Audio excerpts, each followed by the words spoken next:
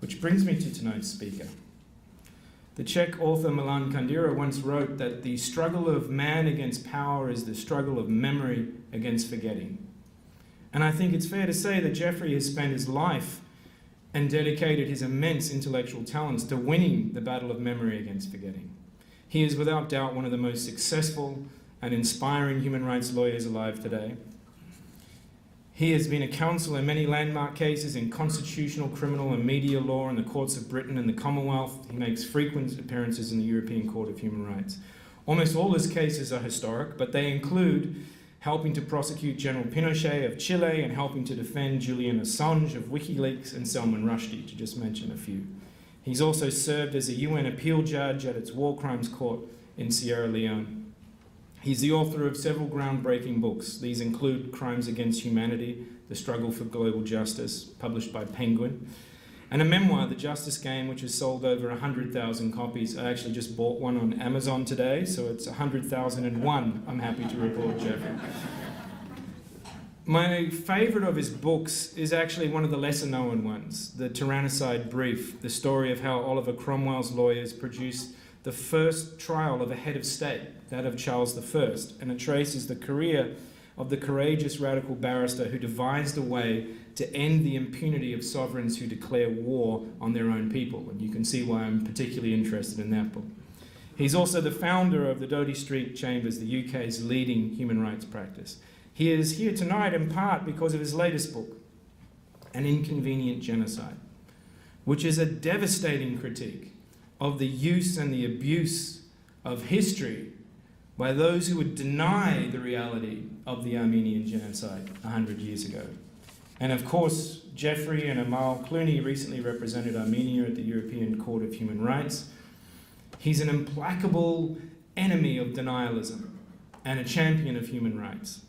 And for a man who needs no introduction, I've already given a very lengthy one. So without any further ado, let us release Geoffrey from his chair, bring him to the lectern. Ladies and gentlemen, the indomitable and indelible Geoffrey Robertson.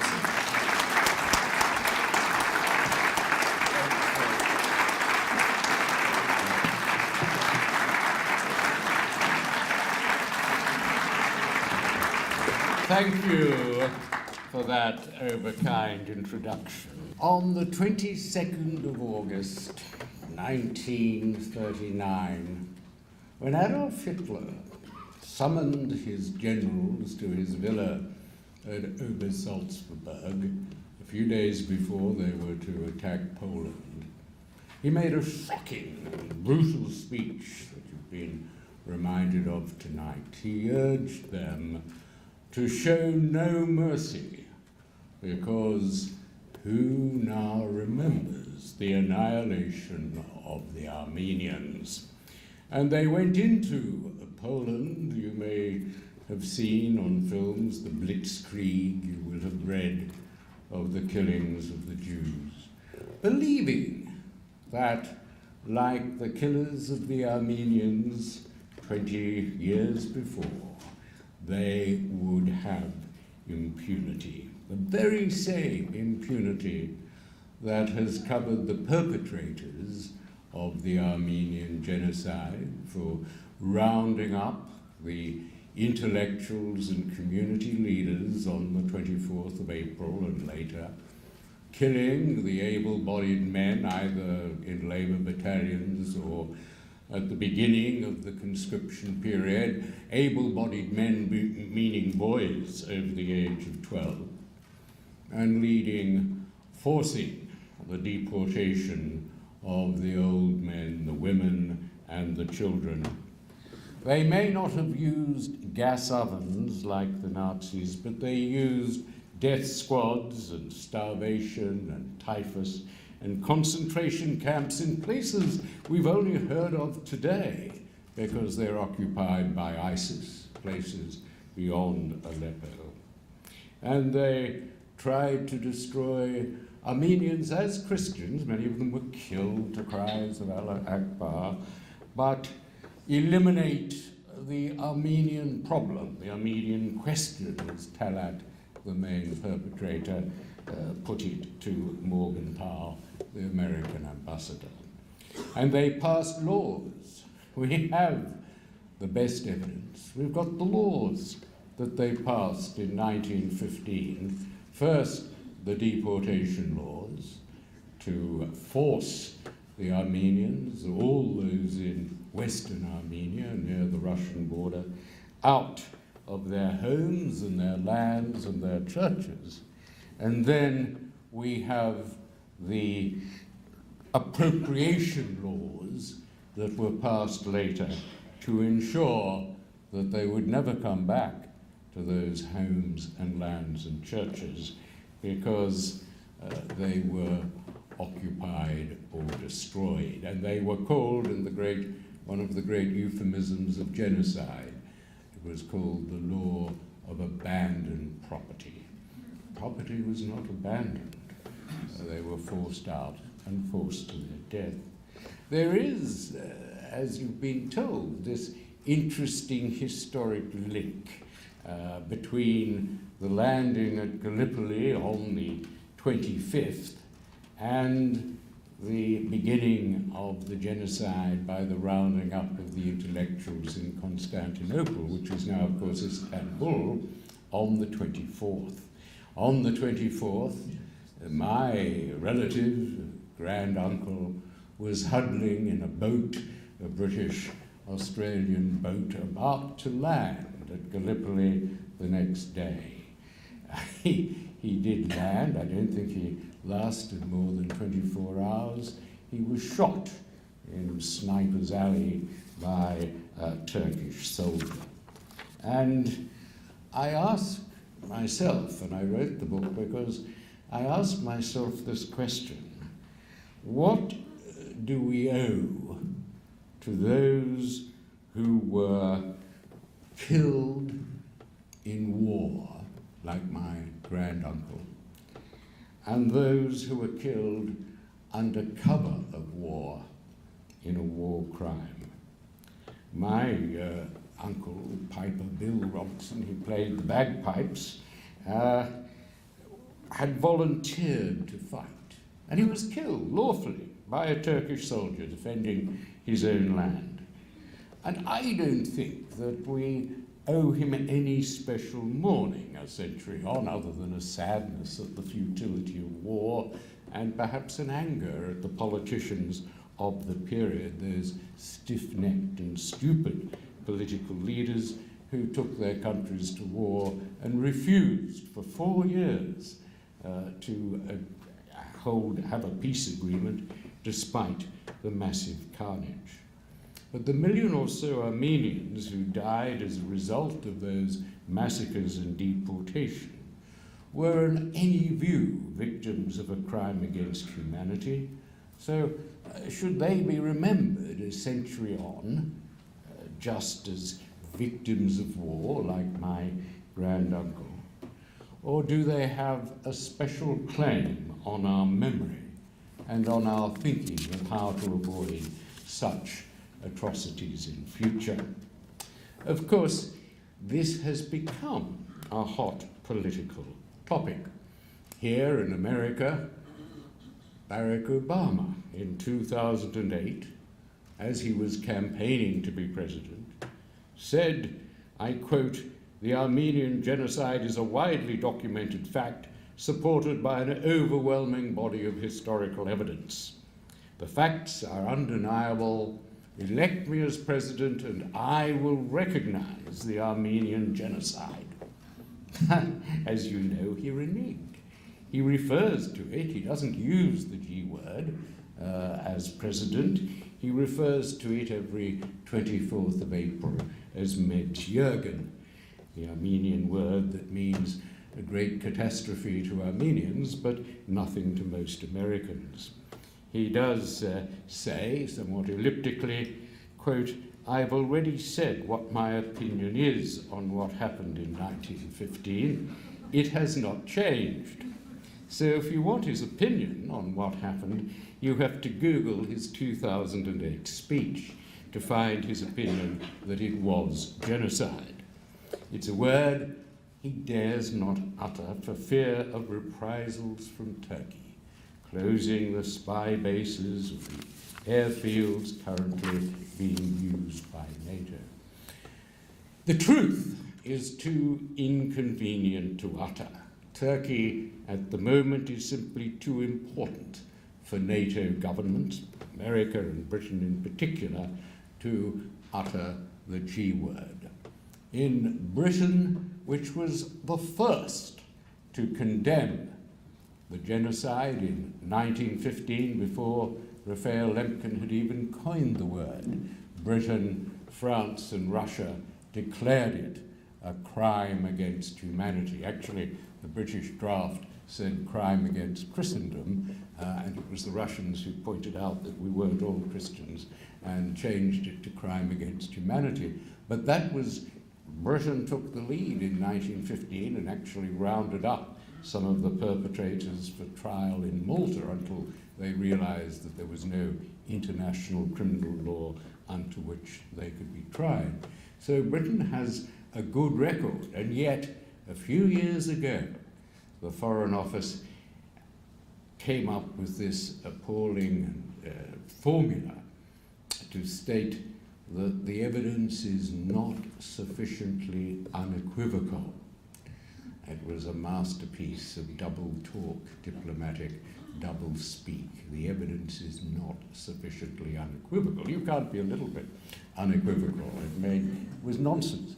And I, in writing, this also stimulated me to take a look at what was behind this change. And I dug up, using our Freedom of Information Act in Britain, some fascinating memoranda to explain it. The memoranda said Turkey is neuralgic, which is a very good word, neuralgic, exactly what it is, on this subject. Our formula is unethical. But, I quote, given the importance of our political, strategic and commercial relations with Turkey, this is the only feasible option. So there you have genocide equivocation in the two major nations in NATO. And so that led me, as a UN judge, I was president of the UN's War Crimes Court in Sierra Leone, to apply the law of genocide to the facts that are agreed by historians. And my conclusion, beyond any doubt, is that the Armenian people were victims in 1915 of what is today defined as genocide, defined by the Genocide Convention, defined by the Statute of the International Criminal Court, and by its case law. Now, I'm not going to sadden you by repeating in any detail the evidence, the Euphrates River so swollen with dead bodies that it changed its course, the beheading of boys, the selling into sexual slavery of the girls, the forced conversions to Islam, and so on. The Armenian minority in the Ottoman Empire had always been denied civil rights, regarded as inferior. The first massacres came in 1894. 200,000 were killed until 1896, which was warning enough to the Young Turk government when it took over in 1909 of the tinderbox, the racial and religious tinderbox, that they had to be careful about. The anti-Armenian feeling, very much like the feeling against the Jews, was because the Armenians were successful. They had very successful schools, very good schools, Christian schools at the end of the 19th century, and they had succeeded in medicine, in law, and of course that created enmity, envy. The Sultan became, as described by William Gladstone, the bloody assassin who was so hostile to Armenians that he wouldn't allow the word to be used in newspapers. And as the Young Turk government, which had originally come to power as progressives, they had the support of the Dashnak MPs in 1909, but like a lot of weak governments, went for nationalism in order to increase their popularity. They developed a Turkification program in which Turks were regarded as racially superior. They demeaned the Greeks, the Armenians, and the Syrians as the Armenians they called tubercular microbes on the body politic. They changed the street names from Christian to Muslim names, and the name Armenian was banned from companies and couldn't be used in the companies or associations, and they refused to allow Armenian, the language, to be taught in schools. And even at the outset of war, and they decided to declare war against the Allies and on the side of Germany is very opportunistically. They didn't believe in particularly in it, but they hoped, they believed that the Germans would win. That was their assessment in 1914, and so they entered the war on the side of the Germans. But when they got their tame imam to issue a fatwa, and he did, against all Christians, he had to add a codicil to it saying excluding Germans. So that was how they entered the war, and then with the boats off the Dardanelles, they began the roundup of the intellectuals, putting men in army labor battalions and massacring them, and beginning with the deportation laws. Now, the deportation laws talked of, as the Turkish government website talks even today, not of deportation, although that's the translation of the law, but merely of relocation. Relocation to the Syrian desert en route. The majority of them died en route from no medicine, lack of food, or marauding bands of Kurds, or they died in the concentration camps beyond Aleppo from typhus and dysentery.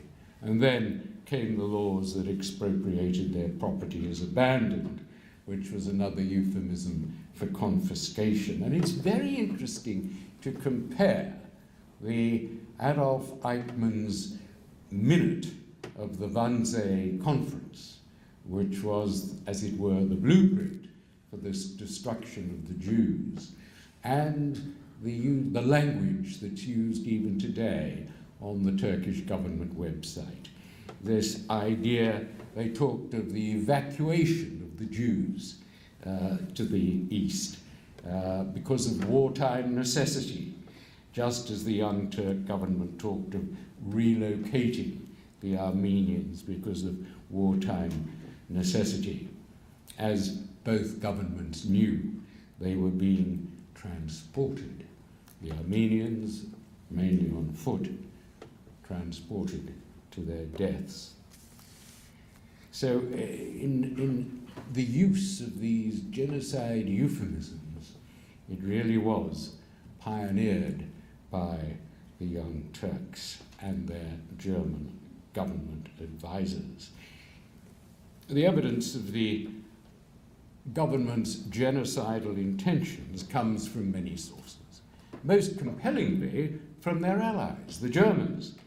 The consuls in Constantinople reported regularly to Berlin that Talat and the Young Turks were bent on extinguishing the race.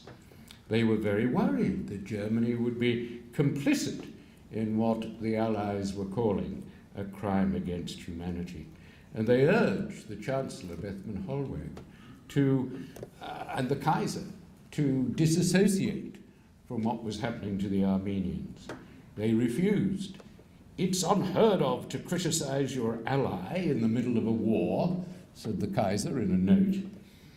The American diplomats, of course, were neutral at this stage, and they were appalled, especially at Talat Pasha, who made no bones about his determination to destroy the race.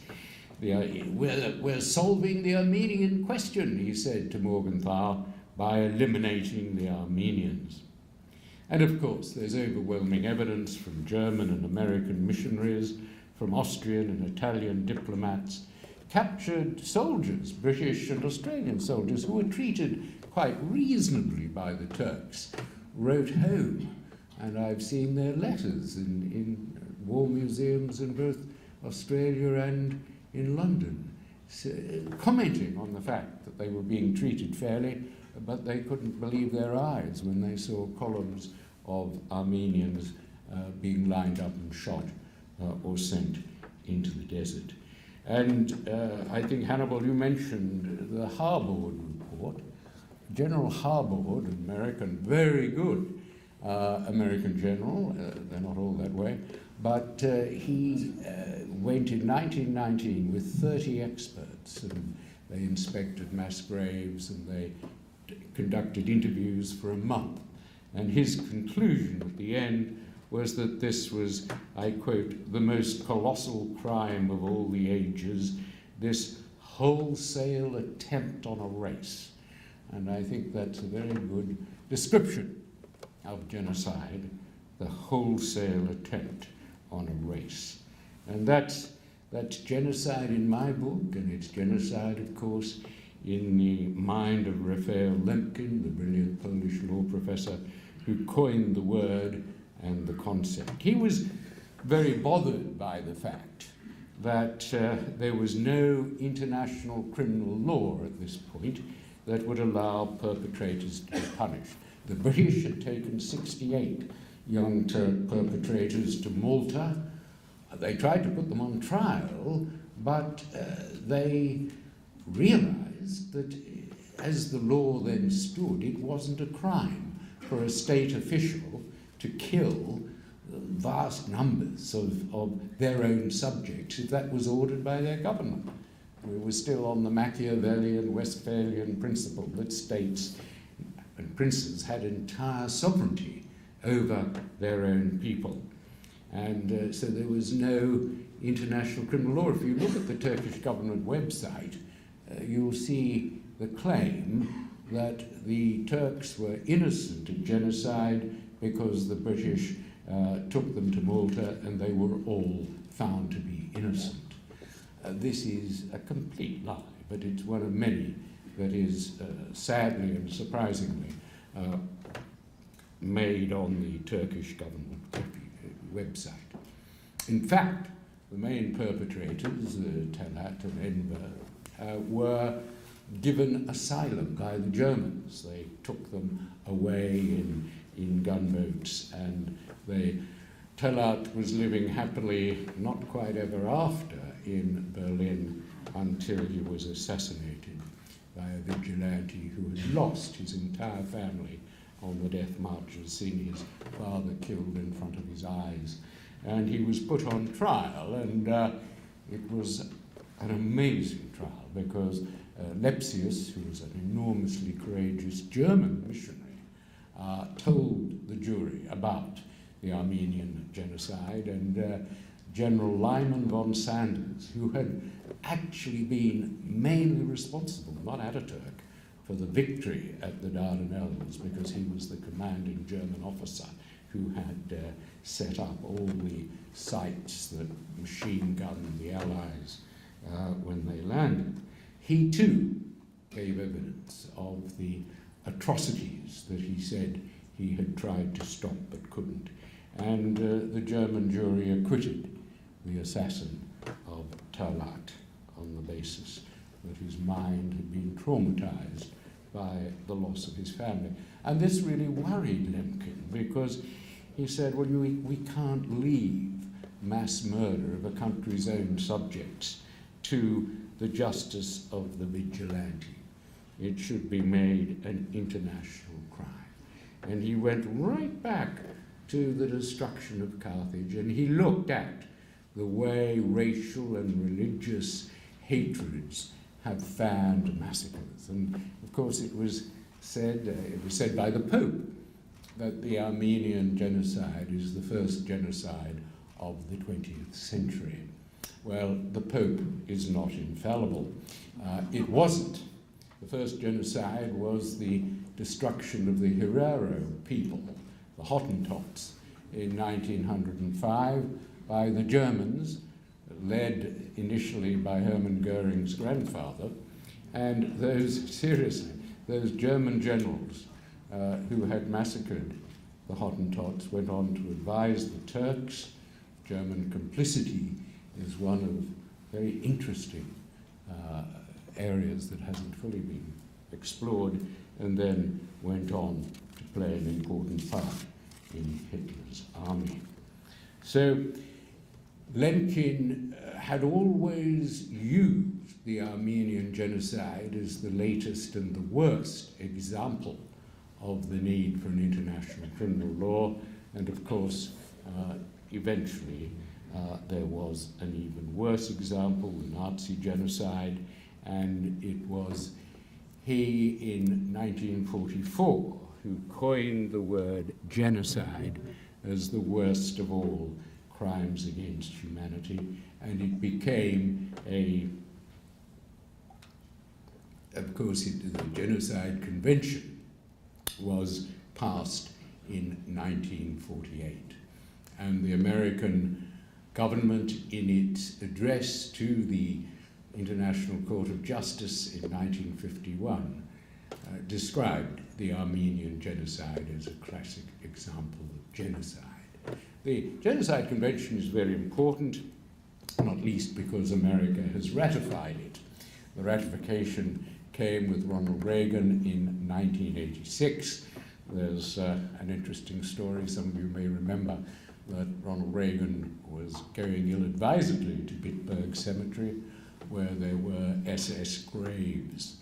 And a fat, bearded, obese young protester from Flint, Michigan, found this out, and he and a friend went over and held up their banners as Reagan entered, saying, the US President honors SS killers. And it caused such fury among the Jewish lobby that when Reagan got back 3 weeks later, he ratified the Genocide Convention. And the young bearded protester from Flint, Michigan was, of course, Michael Moore, making his most successful protest. But so it is important to understand that under the Genocide Convention, you don't have to kill the whole race to be guilty of genocide. President Erdogan keeps saying, well, it couldn't have been genocide because there are still Armenians living in Turkey. That is entirely wrong. You have to be out to kill, I think, a significant proportion. Sometimes the ICJ suggests it's a substantial proportion. But in a very important decision, the International Court of Justice ruled that the killings at Srebrenica were genocide. 7,000 Muslim men and boys were killed, 18,000 women and children deported, and that was amounted to genocide. And indeed, the Genocide Convention says that genocide is committed by deliberately inflicting on the racial or religious group conditions of life calculated to bring about its physical destruction in whole or in part. And that is exactly what happened to the Armenians in 1915. But why does Turkey dispute it? Well, Turkey says, leaving aside President Erdogan's ignorant comment about there still being Armenians in Turkey, it says, well, our records show that we only counted 1.1 million Armenians in the Ottoman Empire, and we only killed 600,000. Seriously, that is what is said on the Turkish government website. We couldn't have killed 1.5 million, as the Armenians say, because there weren't that number in Turkey. Well, in the Ottoman Empire. Now, demographers are always difficult to understand, and they don't have the records. But there is no doubt that the Armenian church records, which I think in those crowded tenements in Western Armenia in 1915 are probably much more reliable than state census, and they count 2.2 million. So I don't think that and it's interesting that when the German politicians go to the Ottoman Empire in 1915, they are told the figure of 1.5 million deaths. So I think we can say confidently at least 1 million. But whether it's 600,000 of 1.1 million, or whether it's 1.5 million of 2.2 million, doesn't matter on any view. More than half the Armenian race have been destroyed on the Turkish government's own admission. Then, of course, the major defense is that these relocations, as they euphemistically call them, were needed because of military necessity. Well, that does not excuse the massacres. Necessity in war, even in war, can never justify the deliberate killing of civilians. If you think that a particular racial group is likely to be disloyal, then you can detain its leaders. The Dashnak leaders could have been detained, they could have been interned, they could have been prosecuted. But you don't send small children and women and old men on long marches without food and medicine from which they're not expected to return. The argument which is being promoted with a massive PR exercise in the run-up to the centenary is actually very dangerous. Deliberately killing civilians can never be justified in order to gain a military advantage. There were, admittedly, dangers on the Russian front, and there were some Armenians who defected to the Russian army, and there was that outbreak of violence from Armenians in Van, and they succeeded in driving out the Turkish army, but only for 2 months. The Turks came back with a vengeance after 2 months. And the danger of giving any legal credence to the Turkish argument of military necessity is because the Turks say, oh, look, we've got to confine genocide to the Holocaust because there the Jews were killed and they didn't resist. But if there is any civil resistance, and there was some from the Dashnaks, then we can say that it was a civil war and not a genocide. Well, that would justify Rajapaksa in Sri Lanka killing up to 70,000 civilians in order to eliminate the Tamil Tigers. It was an argument that could be used by the Pakistani army to justify the killing of 3 million Bengalis back in 1971 because they harbored a small number of freedom fighters. It is during war that the law of genocide is most necessary to protect minority groups. And it is ironic that the Turkish government denies genocide on the pretext that the Armenians were the enemy within during a war. That's the very circumstance in which there is a special obligation on a state to protect racial and religious groups. And so much for military necessity. It wasn't militarily necessary to cleanse Western Armenia. It fell. The Russians walked through it in 1916 and 1917. And of course, where Turkey was successful, at the Dardanelles on that front, there were few, if any, Armenians.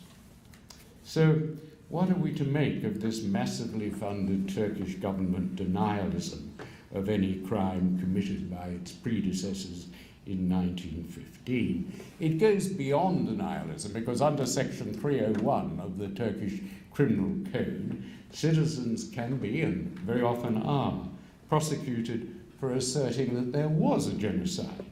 Hrant Dink, who was a courageous newspaper editor in Turkey, was actually assassinated, and the government did nothing to bring his assassins to justice. School children are taught to write essays refuting the genocide.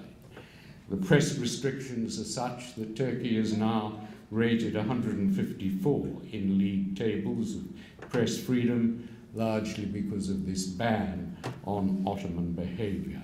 If you say there was a genocide in Turkey, you run the risk of being prosecuted under Section 301 for insulting Turkishness.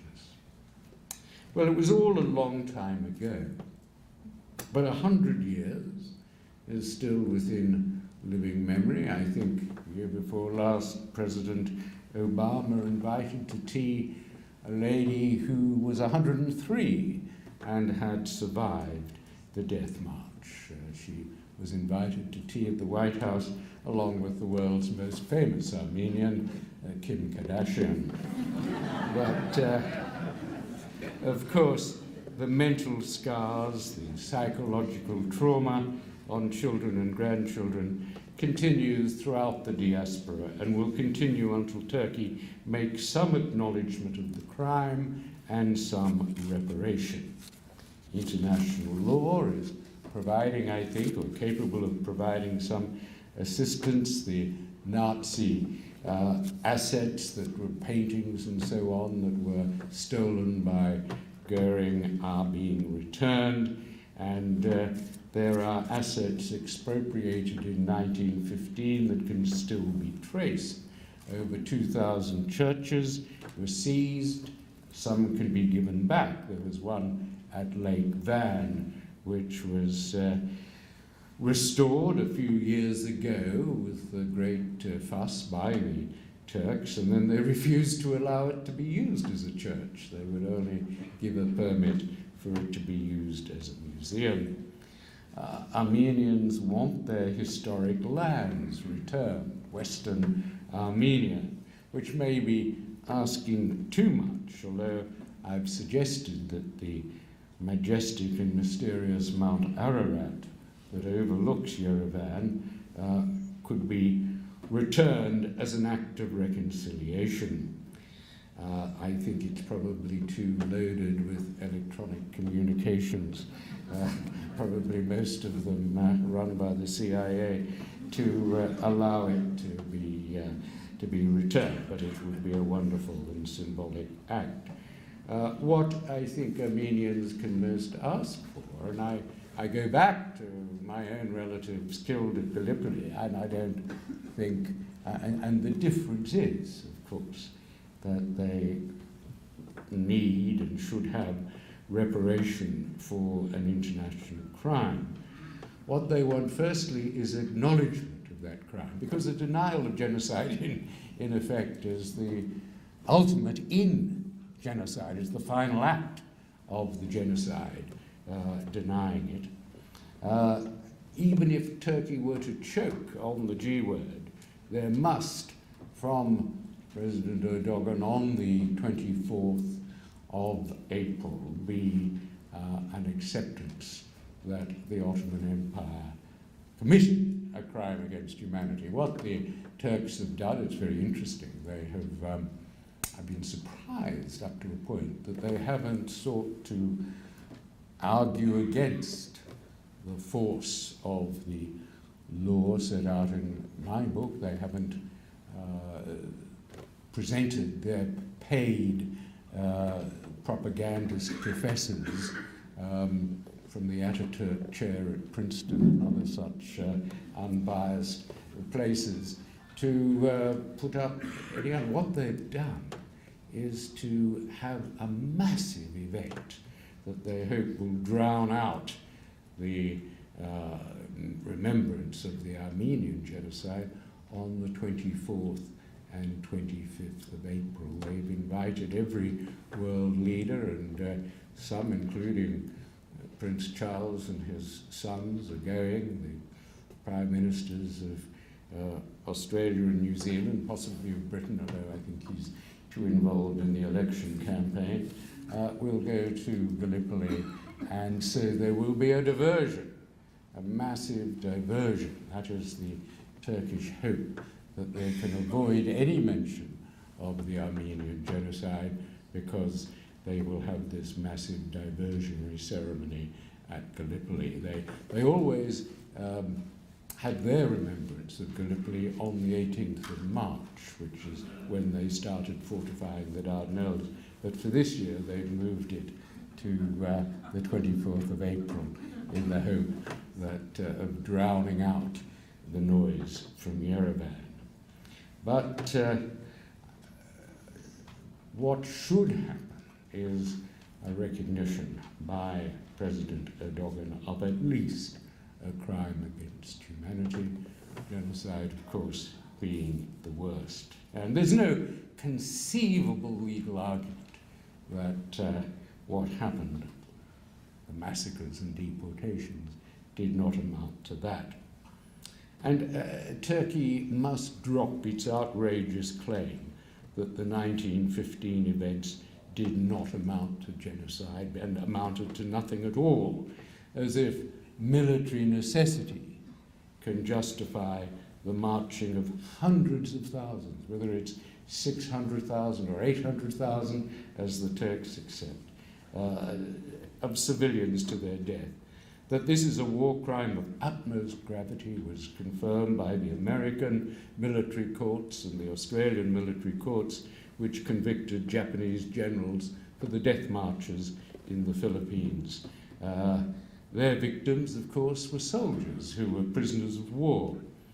That to subject civilians to the same treatment is a crime that military necessity can never justify, any more than it could justify General Mladic's destruction of Muslims in Srebrenica on the ground of strategic advantage for his army and its cause. Genocide, because it's the worst crime against humanity, calls for special study of its causes and special precautions against its recurrence. There are lessons to be learnt from the way that the new and seemingly progressive Young Turk government decided to solidify its support behind the banner of racial superiority, and how this in turn led intellectual theorists to demonize and dehumanize minorities from other races. First, they came for the Greeks, and they killed some of them, but there was a country they could deport them to, namely Greece. Then they came for the Armenians and killed most of them, and then they came for the Assyrians and killed about 290,000 out of 600,000. Genocide scholarship, looking closely, analysing these events, serves a valuable purpose by identifying patterns that recur in the build-up to behaviour in which formerly happy neighbours can be incited to hack each other to death and to renounce the very notion of neighbourhood as a living space which human beings of different creeds and colours can amicably occupy. Within living memory, murderous race hatred has been inflicted on the Hindus and Bengalis of Bangladesh, on the Tutsis in Rwanda, the Muslims of Bosnia-Herzegovina, the Tamils of Sri Lanka, the Chechens in Russia, the Mayans in Guatemala, the Chinese in Indonesia, the Darfurians in Sudan, and on other victim groups, including the Coptic Christians and the Yazidi Christians being attacked by ISIS. The list is long and it will lengthen unless the world now remembers the Armenians and rejects the claim that their killing was no more than cruel necessity. Genocide deniers and genocide equivocators, the American government and the British government and the Australian government, will say on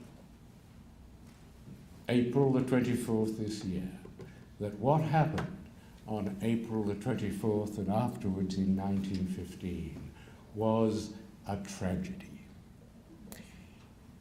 It was not a tragedy, it was a crime, the worst crime of all, the crime of genocide.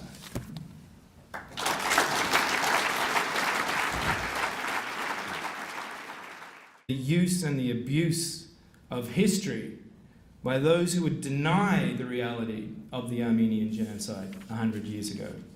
And of course, Geoffrey and Amal Clooney recently represented Armenia at the European Court of Human Rights. He's an implacable enemy of denialism and a champion of human rights. And for a man who needs no introduction, I've already given a very lengthy one. So without any further ado, let us release Geoffrey from his chair, bring him to the lectern. Ladies and gentlemen, the indomitable and indelible Geoffrey Robertson.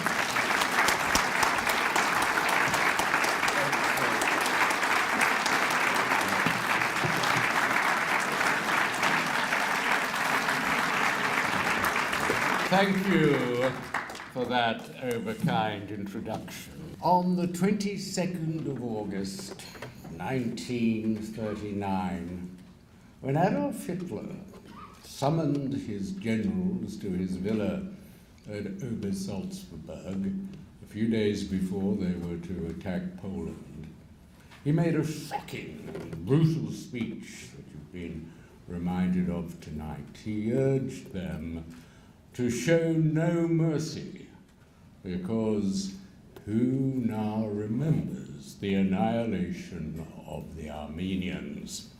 And they went into Poland. You may have seen on films the Blitzkrieg, you will have read of the killings of the Jews, believing that, like the killers of the Armenians 20 years before, they would have impunity.